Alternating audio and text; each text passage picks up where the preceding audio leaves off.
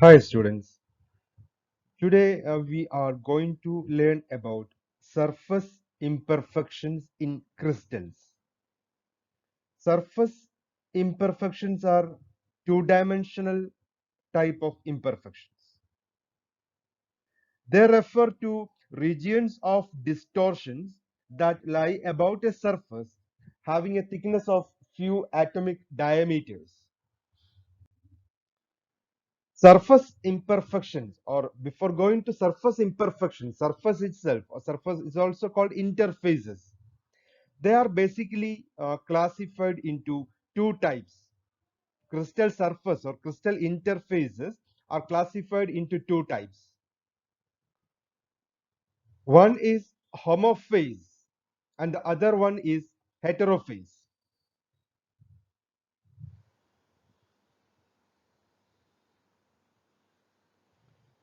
Homophase means on both sides of the interface, same type of material will exist or same phase will exist.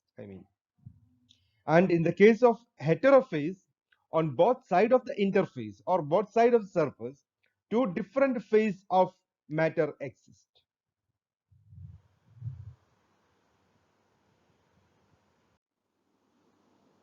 So on heterophase type of interface, on both sides of interface, different phase exist. And heterophase interface or heterophase can be divided into three types. First one is a free surface, or it is actually a solid gas or solid vacuum type interface. The external surface of a crystal is an imperfection in itself, as the atomic bonds do not extend beyond the surface.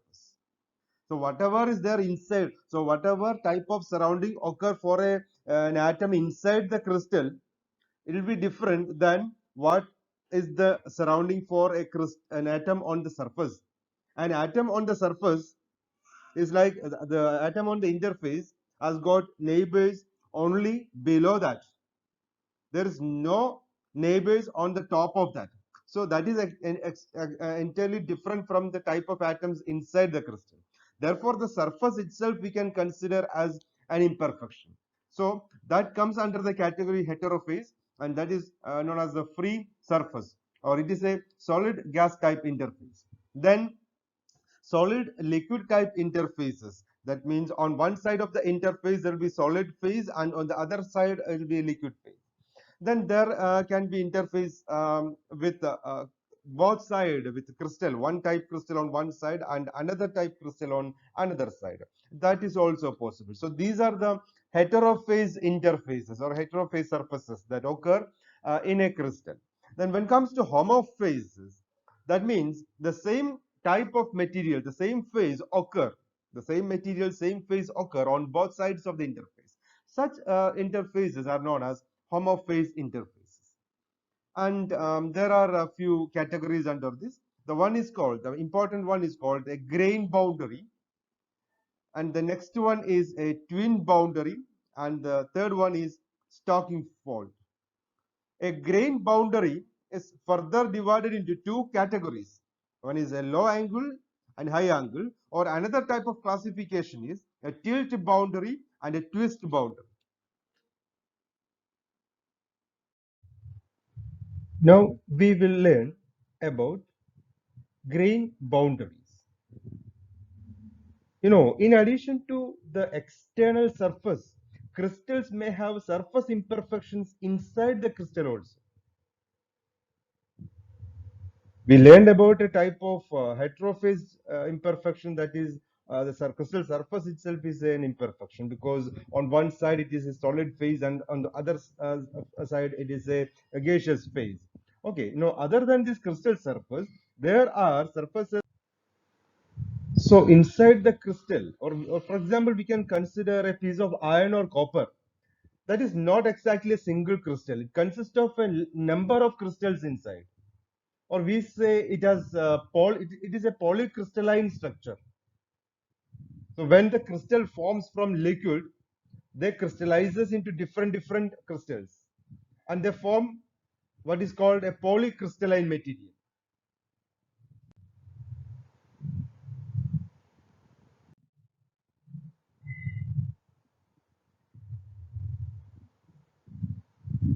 So let us see the orientation inside a polycrystalline material.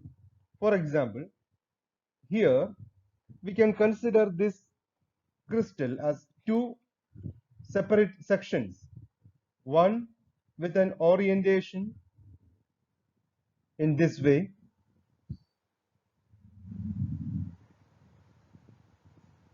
and another one with an orientation in this way.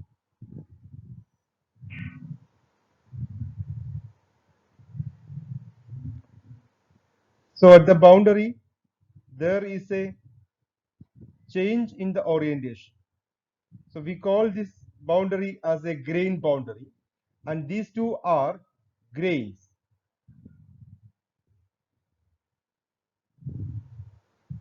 This is grain 1 and the other one is grain 2. This is a grain boundary, and this consists of two grains only. How this is formed? You know that this crystal, it is formed from liquid. So when liquid nucleates, for example, one forms here, another nucleation occurs here. Now this extension of like this, it extends. See, so as the nucleus, as a crystal growth occurs, okay, so here also the same type of growth of crystals occurring.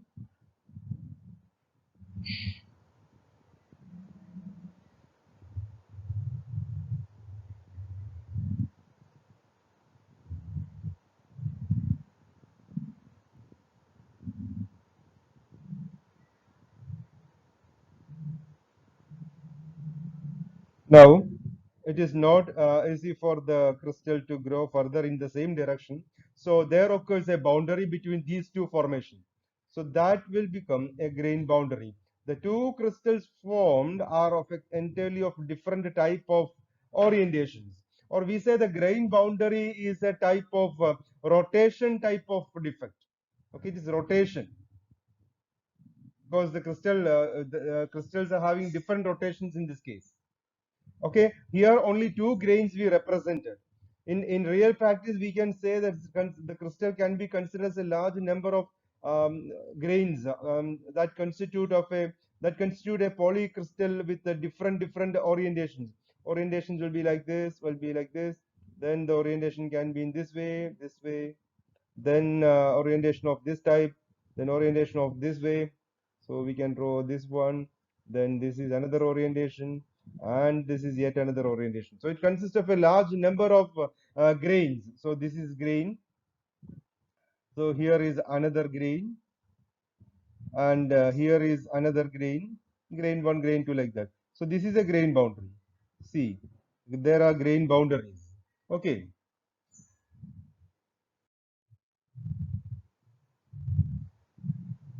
Now about the classification of grain boundary. You know, grain boundaries are mainly classified into low angle tilt boundaries and high angle boundaries. Okay, so that is based on the angle of rotation. We described the grain boundary as a sort of rotation type boundaries. One crystal, so one grain in one particular orientation and another grain in another orientation. So if the angle between these two orientation positions are less, we can call it as a low angle boundary. And if the angle between them is high, it is called a high angle grain boundary. Now, if the when the orientation difference between the crystals, the two crystals or the two grains is less than 10 degree or so, the distortion in the boundary is not so drastic. So they are called low angle boundaries. So here we can see a low angle tilt boundary which is shown here in this figure. The angle is of course the angle is lesser in magnitude. It is lesser than 10 degree or so. Okay, that you know a tilt boundary, you can see here there is a one sort of orientation in one and another sort in another crystal grain. So we can consider the tilt boundary. So this is a smaller angle tilt boundary. So a tilt boundary can be treated as a set of parallel, equally spaced edge dislocations of the same sign located on located one above the other. Okay, so the angle theta, the angle of tilt theta is related to the Berger vector by the equation v divided by h is equal to tan theta, where h is the vertical spacing between two neighboring edge dislocations. So you can see here, see this particular layer creates an edge here. This is one edge, and you can see another layer that creates an edge here. You can see another layer here that creates an edge here. So in this picture itself, you can see three edge dislocations. Okay, so this they forms actually a tilt boundary. The tilt boundary can be described as a set of parallel, equally spaced edge dislocations. So you can see there is one edge dislocation, one, two, three. In three lattice point distance, another edge dislocation. Again in one, two, three. Three lattice point, there is one more edge dislocations, and they are parallel. So a tilt boundary is formed by an arrangement of a set of parallel, equally spaced edge dislocations of same size, and they are related to the tilt angle with b divided by h equal to tan theta. B is the Burger's vector, and h is the what's called h is the vertical spacing between two neighboring edge dislocations. So between these it is h, between this it is also h. And if the angle for small angle grain boundaries, for small angle tilt type grain boundaries, tan theta can be approximated to theta. So we can write theta is approximately equal to b divided by h. Okay, so this is the type of grain boundaries. This is the type of small angle grain boundaries formed by edge dislocations, and we call it as the tilt boundaries. In the same way, low angle boundaries are formed by screw dislocation are also there. They are called twist boundaries. So what we call is tilt boundary. The next is twist boundary.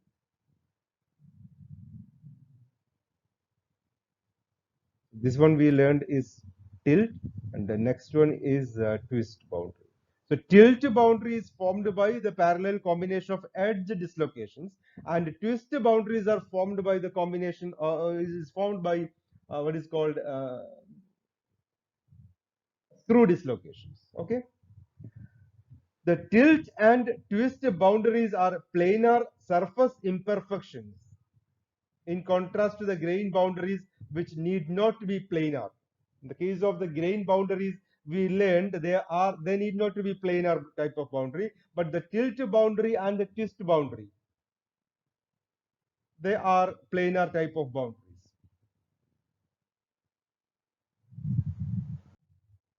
So under the heading homophase boundaries, or same phase surface boundaries, we learned about the grain boundary, and the next type of homophase boundary, homophase defect, it is twin boundary. Okay, so the atomic arrangement on one side of a twin boundary is a mirror reflection of the arrangement on the other side. You can see a twin boundary in this picture.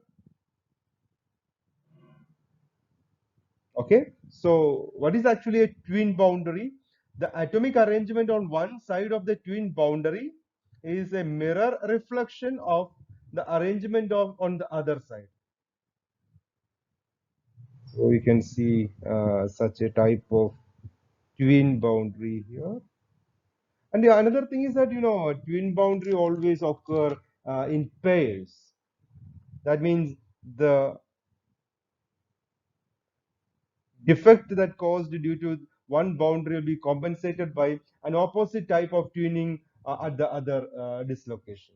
Okay, so they exist in pairs. So that the orientation change introduced by one boundary is restored by the other boundary. You can see that here, whatever the type of orientation here, the same type of orientation occur here also by introducing two such twin boundaries also. That is why they exist in pairs.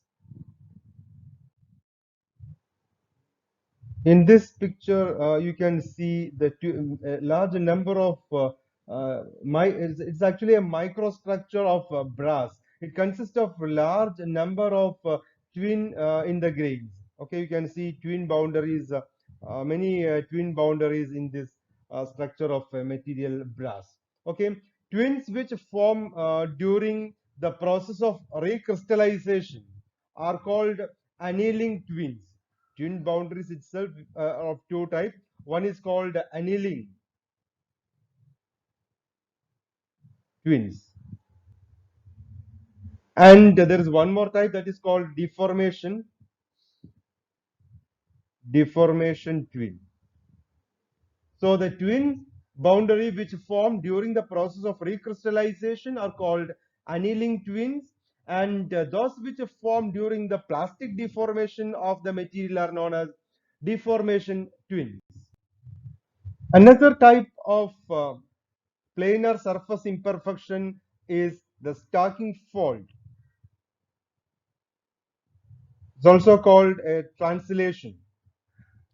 The twin boundary was called a reflection, the grain boundary was called rotation. The same way, a stacking fault is called a translation. You know, normally the arrangement in the crystal is like ABC. For example, if it is ABC, ABC, ABC type, and if one of the plane is missing, for example, here this A plane is missing, then the arrangement will become ABC, ABC, BC, ABC. So one of the plane is missing in that. So the entire stacking arrangement, the entire arrangement is translated or it is displaced. Okay, so like this, one plane, two plane, there are a number of planes here like this. So if one of them are missing, then the entire arrangement will be displaced or translated. That is why stacking fault is a type of a translational type uh, defect in a crystal. Okay, and so we described about various type of surface surface imperfections: homophase, heterophase. And homophase itself is classified into three: grain boundary, which is a rotation type of defect, and twin boundary, which is a reflection type defect, and stacking fault, that is a translation type defect. And surface imperfections are not stable in thermodynamic sense. They are present in a metastable as metastable imperfection. But when temperature increases, when thermal energy is increased by heating the crystal, then the grain boundary area decreases. The grain size increases. So but the grain boundary decreases, and the number of grains itself decreases. So the grain boundary area decreases as the polycrystalline material is heated above zero point 0.5 the melting temperature. So larger crystals grow at the expense of smaller crystals. So when we consider a crystal of this type, it consists of grains like this. But as the temperature increases, what happens? Each grains increases in size, and the size of the crystal increases. But the number of grains or the number of crystals in this polycrystalline material decreases. So as the grain size increases and the number of grains decreases, the grain boundary also reduces. Okay, so even though the average size of the crystal increase during the grain growth, the number of crystal decreases, resulting in the net decrease in the grain boundary area per unit volume of the material. Next, we will try to solve a problem based on these boundaries. So here you can see a metal heated to elevated temperatures exhibit a groove on the surface at the positions where the grain boundaries meet the surface. So you can see this is a surface boundary, and this is a grain boundary. So when they join, it shows a groove with an angle at the groove is the theta. Okay, so compute the angle at the bottom of the groove of the boundary. It is given that the surface energy of the free surface to that of the grain boundary. So surface energy is 3:1 ratio. Surface tension, surface energy is in the ratio 3 is to 1. So, well, how can you solve this question? So, you know, there are surface tensions shown there, gamma S on the free surface and gamma GB on the grain boundary. But at equilibrium, you know, the vertical forces, at equilibrium, you can see, okay, this is, they can be equally divided, and this will be theta divided by 2. So we can divide this gamma s into two components. One is gamma s cos theta divided by 2, and the other is sin theta by 2. So there is a one gamma s cos theta by 2 from this side also. So there are two. So 2 gamma s cos theta divided by 2 is equal to gamma GB.